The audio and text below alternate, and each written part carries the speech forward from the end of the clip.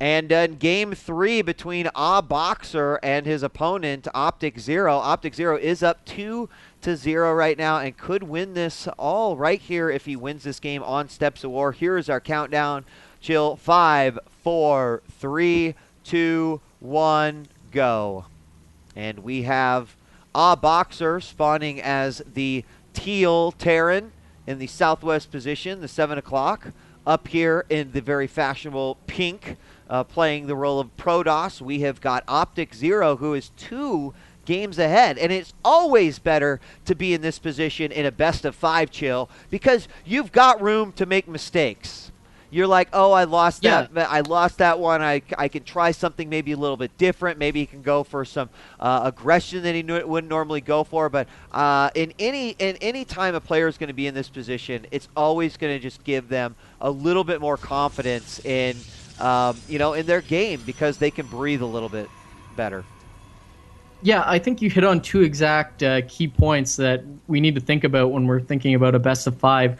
One being that you have more room to breathe, more freedom. You can try kind of a cheese build. You can try a different kind of build, as we see a 10 gateway actually going down from Optikzero. So that's something we haven't seen out of him. So clearly going to be attacking quickly here. And the other thing you get is you get more confidence in yourself. So maybe you go for that attack that you normally wouldn't have if you were down 0-2, and maybe your micro just feels like it's on tip-top point. You feel like you can do that micro that you normally wouldn't feel comfortable doing, and that is a huge boost. That's not even measurable, but you definitely feel it, and it definitely has results when you're playing these best-of-5 matches. And so we do have that early gateway about ready to complete. I personally really find early aggression on this map to be a lot of fun with the Protoss.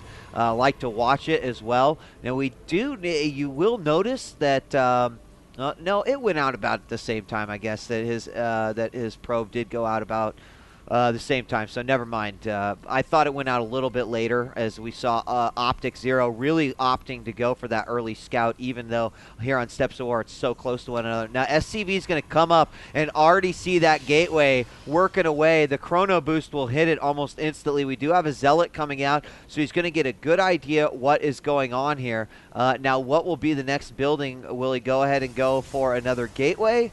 Or is he going to go for the cybernetics core? It looks like he's going to go that. So I'm not sure why he chose to go with that little bit early gateway. Maybe just expecting, because he chose Step of War and he's Terran, that he might have some early aggression for him. But look at this. 1 Zealot and 1 Probe going out here. He's going to try to make something happen for himself.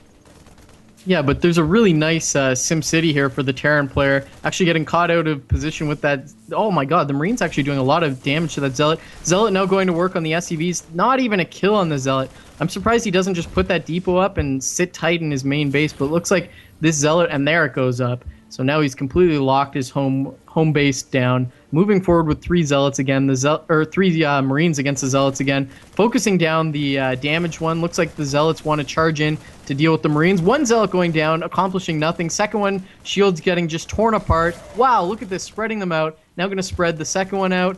And is he continuing to build Marines? Yes, he is, as he's trying to dance around, luring the 1 Zealot with the 1 Marine. Now coming back into the SCV line. Second Zealot goes down, accomplishing nothing. Third one takes out a single SCV. Second SCV goes down, but I feel like he didn't get a lot of benefit out of that. Now got his robotics facility up, getting stalkers out. But I mean, the timing for AhhBoxxah looks pretty crisp here. He's got his factory well-timed. He's got his starport coming on, tech lab going on to the factory. I feel like he's going to swap that out, go a Banshee, because anytime there's any sort of early pressure, if you can get a Banshee out in cloak, that typically is a good way to deal with any sort of early rushes. And look at this, playing safe, putting down a bunker. I'm not sure that was completely necessary, but better safe than sorry. I mean, he's got the SCV in the main base of Protoss. He should be able to figure out what's going on. Yeah, additional thing that may have been beneficial here on that particular push is that if we look at the vision of the Protoss, he did see that factory going down. Now, if you're going to build a factory over there, you're probably trying to hide it. And it was spotted. Now, what was even more interesting is that he put his starport right next to it. I mean, obviously, if he's going to swap, that's great. But I'm not sure that he knows that the Protoss did indeed see it. So maybe trying to use that bunker to just completely keep him out of the base. Regardless, second gateway is down. And look at this. Already, Immortal is out. The problem is that there's not really units that those Immortals are going to be super effective against. Sans like the Siege tank that just came out. But right now, neither of these guys have a large army. Yeah, and I'm not really sure what AhhBoxxah's plan is here. I thought he was going to swap the Tech Lab with the Starport to get a really quick Banshee out and get Cloak and just continue to snipe probes like that. But looks like he's got one tank out, he's got another Banshee coming out, and he's got a reactor barracks. So it's probably going to be some sort of, you know, when you do this build, it's usually 3 tanks and a Raven and a lot of Marines. That's one variant of the 1-1-1 we've seen, but I don't know what he's going to do with a Banshee, and he's got 2 tanks now, so it's going to be 2 I don't like this. Usually you go Banshee Marine or you go Raven Tank Marine. This Banshee Tank Marine, I'm not a big fan, Wheat. Well, and it's going to get completely identified right here. He's going to see the Banshee, he's going to see all the tanks, and you see their AhhBoxxah trying to move that away, and the little chase given out here by the observer saying, haha, I see it all now. He's not this time going to go ahead and cancel that second Banshee, so he will have 2 to do harassment with. In the meantime, having got, he is going to make a push here with his SCVs, and this observer is going to see everything. But there is a Nexus going down. He might be smart to go ahead and cancel this and reinforce with some units to make sure that he has the army. He can go ahead and force field at the ramp, but obviously that will leave the Nexus wide open, and this could do some serious damage. Maybe these Banshees were not at all for harassment and straight up just to support this great ground army. Yeah, and a really late cancel by Optikzero there. He's not going to get the benefit of those 400 minerals now, and the Banshee's just going to cut everything up.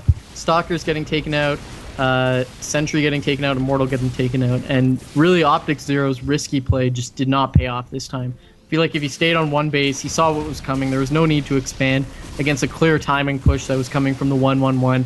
And this is the result we see. The Banshees dealing a lot of damage. The Marines able to absorb a lot, and the tanks in the back dealing a lot of damage. He's got a few units out. Going to try to make one last push here as he brings the probes out. This is his only chance to cut everything up, but the Banshees are going to be a huge problem here. Stalker's trying to force down the Banshees. A lot of SCVs repairing, actually. And the Colossus goes down almost instantly. Tank's going to clean everything up. Probe's still fighting valiantly with SCVs, but it's not going to be enough. The Banshees really dealing a lot of damage there, and I feel like this was Optikzero's donation of a game, really making a mistake there. And there's his version of the GG. The G. With the single G. Just calling game. You know, I want to kind of look back at that match, and we saw the early Zealot pressure. Now, we got the early gateway, but the early gateway, he didn't actually go super early pressure with that. I think he just kind of waited till he could get his Psycore down and then started pumping the Zealots. So that first one was a little late. And I almost wonder if he just tried to do that to offset any sort of quick aggression that could have come out by AhhBoxxah right there.